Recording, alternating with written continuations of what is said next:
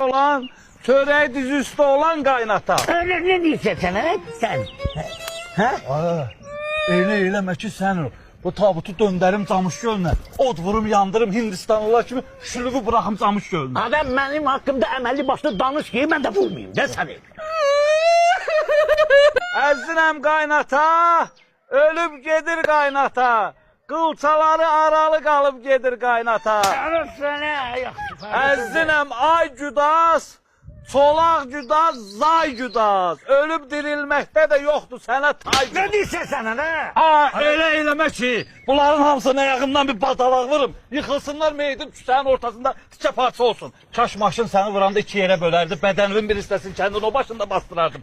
Bir hissəsində o başında. Ortada da yeşə bir restoran tikərdim. Hər gün toy nişan elətdirərdim orada. Evet yaxşı, sen ne danışırsan?